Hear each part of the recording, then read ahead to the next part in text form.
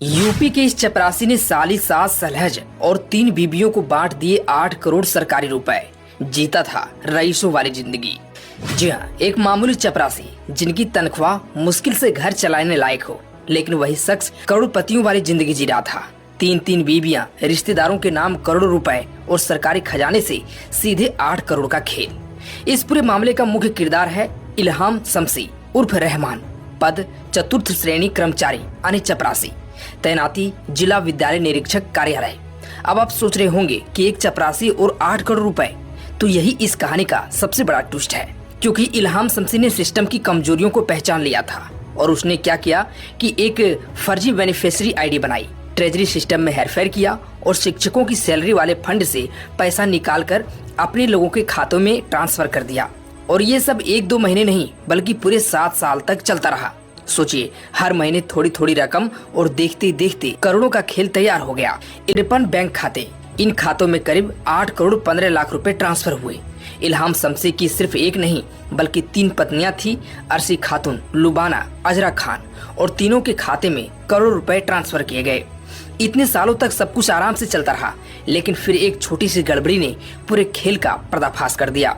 दरअसल bank of Baroda के manager को वेतन खाते में गड़बड़ी नजर आई, जिसके बाद जिलाधिकारी तक यह मामला पहुंचा और फिर DIOS राजीव कुमार ने कोतवाली में शिकायत दर्ज कराई।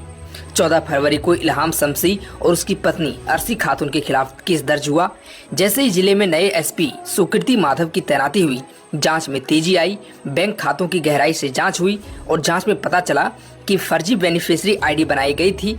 सरकारी पैसे को अलग अलग खाते में भेजा गया और फिर उस पैसे से जमीन खरीदी गई, प्रॉपर्टी में निवेश किया गया, यानी पूरा पैसा सफेद करने की योजना थी। अब तक 5 करोड़ 50 लाख रुपए फ्रीज किए जा चुके हैं, लेकिन अभी भी पूरी रकम का हिसाब बाकी है।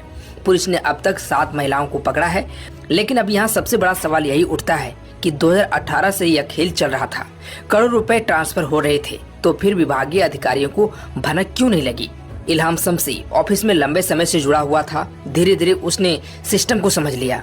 अपर पुलिस अधीक्षक विक्रम दहिया के अनुसार आरोपी ने फर्जी तरीके से सरकारी धनराशि का गमन किया, 8 करोड़ से ज्यादा रुपए ट्रांसफर किए और जांच अभी भी जारी है।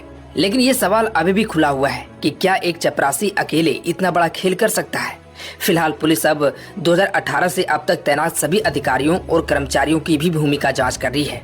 अब इसमें चौंकाने वाली बात यह है कि इल्हाम शम्सी की लाइफ स्टाइल, महंगे कपड़े, प्रॉपर्टी में निवेश, कई रिश्तों का जाल। एक चपरासी लेकिन जिंदगी करोड़पतियों जैसी। एक चपरासी, 3 बीबियां और 8 करोड़ का खेल।